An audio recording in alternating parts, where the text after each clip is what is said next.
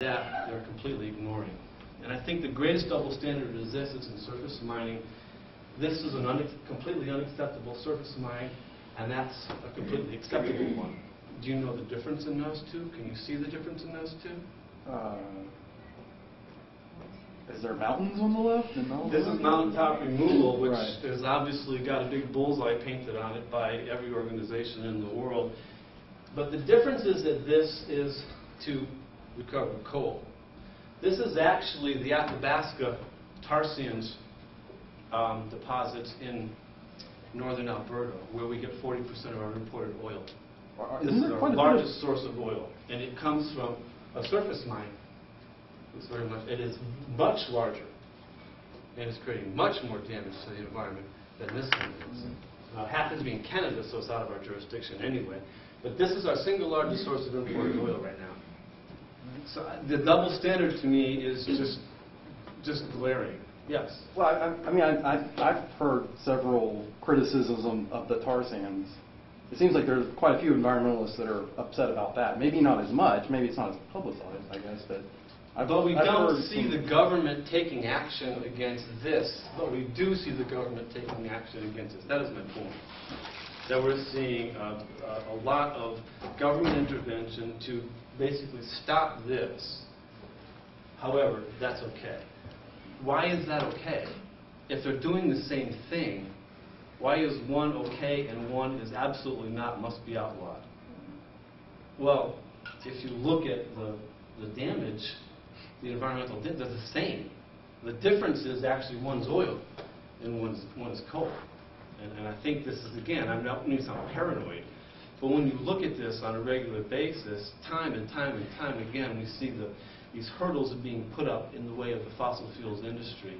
And it's not even natural gas, because, and we'll get to that in a little bit, because natural gas has actually been the sacred darling of the energy industry for the last 15 years. Let me, regardless of, the strategy does appear to be working because our electricity costs have increased by about 50% over the last 10 years. So they are going up.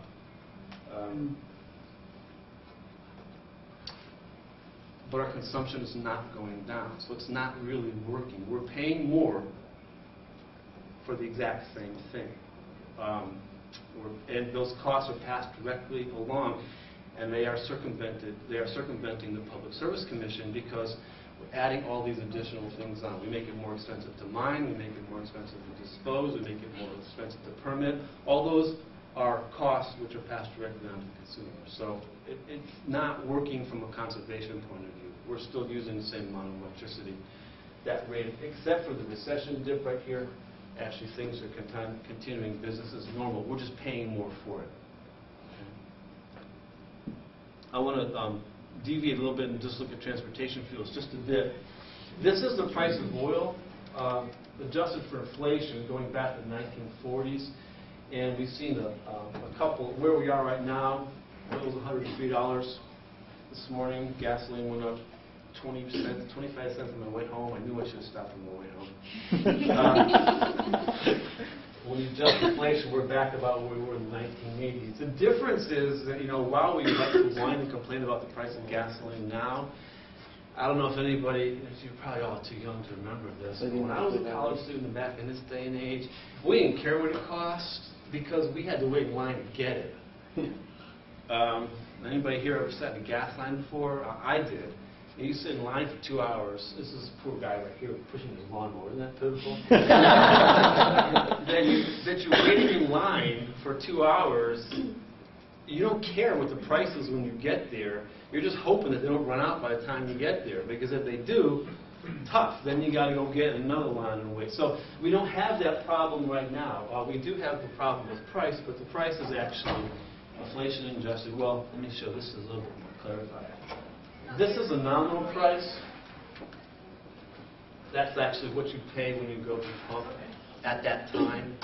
Okay, and this has been levelized. We're going to take it back to look at inflation-adjusted prices here.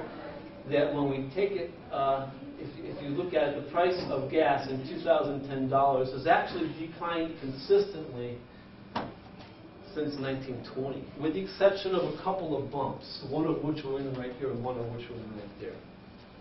And I think most people don't realize that. So the price of gas that we're paying right now is exactly the same as the price of gas that we were paying back in 1984 when you put it in terms of current dollars.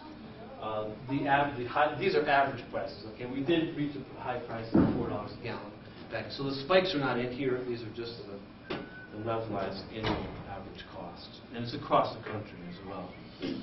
What's it going to be like in the future? Well, EIA and a number of other people, and I guess I agree with them, we should see gas that's around $3 a gallon for the next year or so, unless maybe something happens in Egypt, which could force the price of oil up.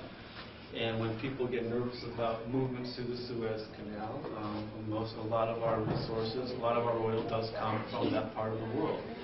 And those people clearly don't like us. Anybody can argue that. So, but if you take away the little fluctuation that we're having right now with the nervousness about the oil markets, it seems like they've actually been dead on. That our prices have been hanging right around $3 a gallon. National average for unleaded gasoline. Lest you whine, these are 2010 prices for a number of countries around the world. Here's us, the United States, right there. And here's Turkey. They pay $9.20 a gallon for their gasoline. Another one, let's see. Here's the United Kingdom. Go to England, you go to England, pay $6.50 equivalent or so. So stop your whining, okay? We actually pay some of the cheapest gas prices of any place on the world. You need to get out more. You need to go overseas.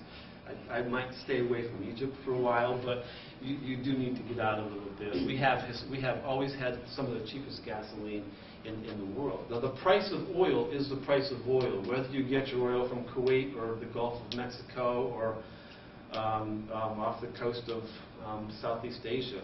The price of oil is the same all around the world. The difference in the price of a gallon of gasoline is taxes, by and large. There are some differences for transportation efficiencies and those kind of things, but by and large, it's taxes. Venezuela has very cheap gasoline because they subsidize it. It's subsidized by the government. Okay, so the difference here again is almost all due to taxes. One of the questions I get asked a lot is that will we have $4 gasoline? And the answer, again, unless the government slaps on a $1 gallon tax, which is always a possibility. No, I don't think that is going to happen. And I don't think it's going to happen, not because I don't want it to happen, because I don't want it to happen. Because our economy can't handle it. And while our friends in OPEC are really not our friends, they're not stupid. Okay, they do study history as well. And if you look at what happened here back in 2008, when oil did get up to $150 a barrel, the price of gasoline hit $4 a gallon, and our consumption for the first time in our recorded history dropped. That's the magic number, $4 a gallon. So when oil gets to be around 7.5% of our gross domestic product, our economy cannot handle it. And people will stop driving, they will stop consuming, they will cut back because they're only willing to pay so much. So will we have $4 a gallon gas? No. I can't believe that that's going to happen because when the price gets up that high, people will change their behavior. They won't do it at $3.75. They didn't.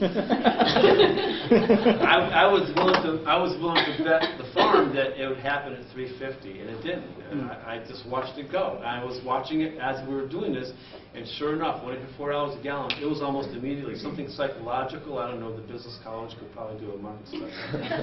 But when it hit $4 a gallon, it just stopped. And when they stopped, you have now, as a consumer group, limited the consumption. So the demand has gone down, supply goes up, and things begin to kind of self-correct. Okay, so our OPEC knows that.